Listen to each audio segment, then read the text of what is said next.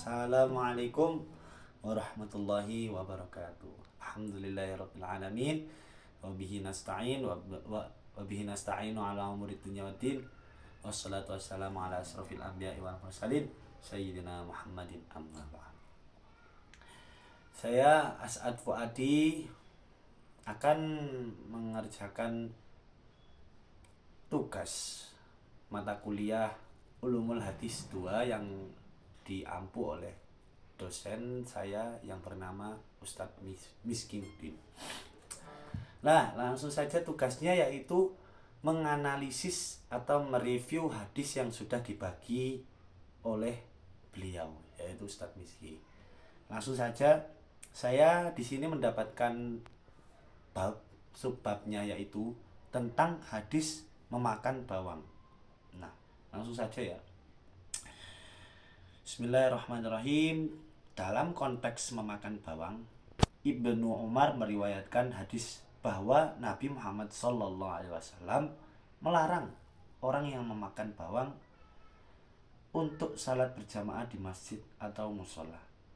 Hadisnya yaitu man akala min hadhihi syajarati ya'ni as-sawma fala yaqrabanna masjidina, yang berarti orang yang makan dari tumbuhan ini itu maksudnya bawang, maka jangan mendekati masjid kami.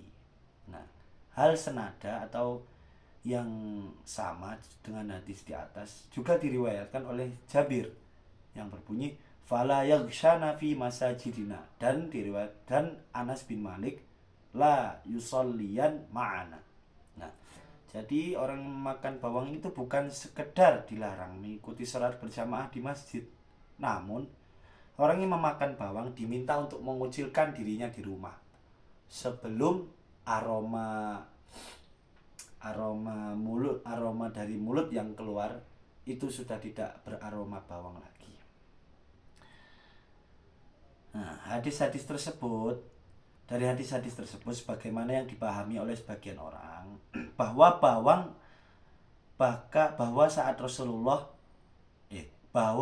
merupakan makanan terlarang. Abu Sa'id menceritakan bahwa saat Rasulullah melarang orang yang makan bawang mendatangi tempat sholat berjamaah, beberapa orang mengira bahwa bawang telah diharamkan. Orang-orang zaman dahulu itu berkatanya gini, hurrimat. Nah, seperti itu. Ibnu Umar juga menguatkan persangkaan pelanggaran ini, yaitu anna Rasulullahi naha yauma khaira an akli thawmi wa an luhumil humuril ahliyah, yang berarti sungguh Rasulullah melarang pada hari Khaybar dan dari makan bawang dan daging keledai peliharaan. Namun larangan memakan bawang memiliki illah atau kecacatan, yaitu illah itu hadisnya itu cacatnya itu tidak nampak. Kalau cacat yang nampak itu dhaif ya, anjay. Yaitu aroma menyengat yang keluar dari mulut akibat memakan bawang bisa mengganggu kenyamanan dan kekhusyuan orang lain yang sedang melaksanakan sholat berjamaah.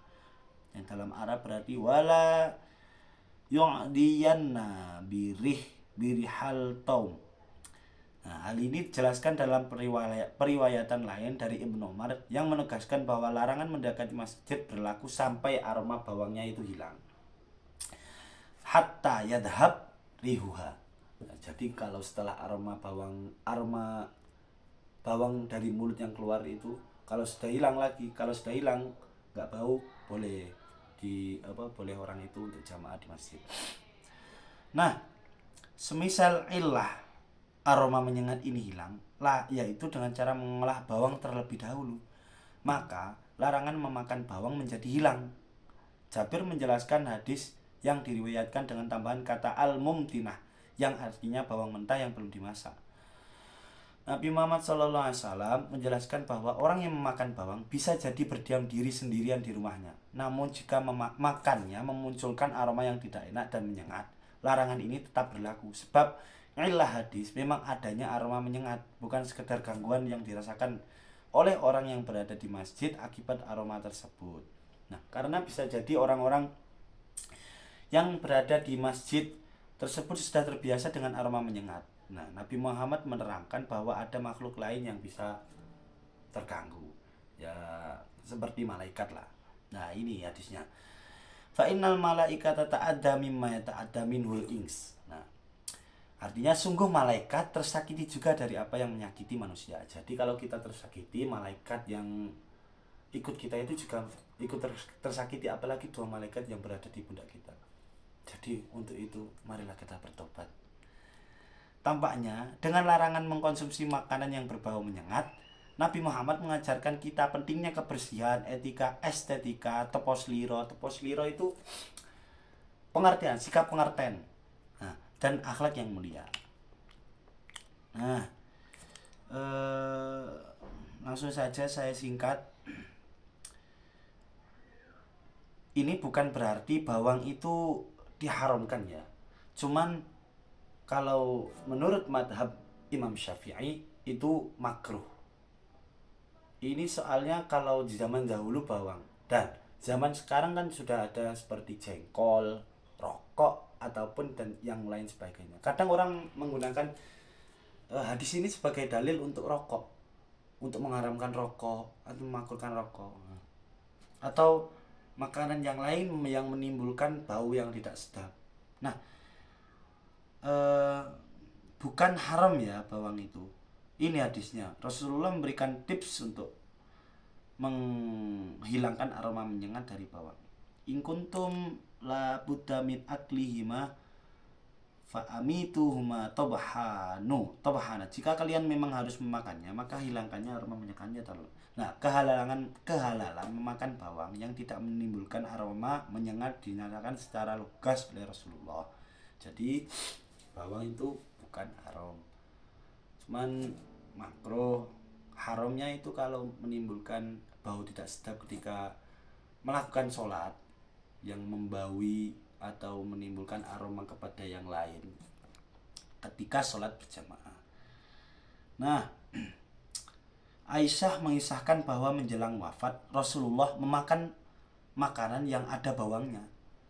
Dalam Arabnya, inna akhir ta'am akala Rasulullah ta'am bil basah, yang tidak mengeluarkan aroma menyengat, tapi sehingga anggapan bawang adalah makanan terlarang menjadi ternegasikan.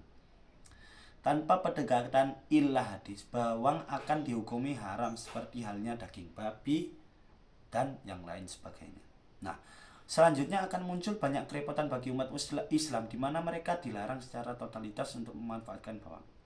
Padahal kan bawang termasuk dalam bumbu untuk memasak sehari-hari. Bisa jadi bawang juga merupakan obat alternatif dan terapi kesehatan bagi orang yang terkena penyakit tertentu. Jadi kesimpulannya adalah saya masih mamang juga. Ya, saya yang mentakhrij hadis ini, yang menganalisis hadis ini juga masih mamang tentang hadis memakan bawang itu haram atau makruh. Tapi kalau saya baca di jurnal lain, itu menurut madhab Syafi'i makruh hukumnya memakan bawang ketika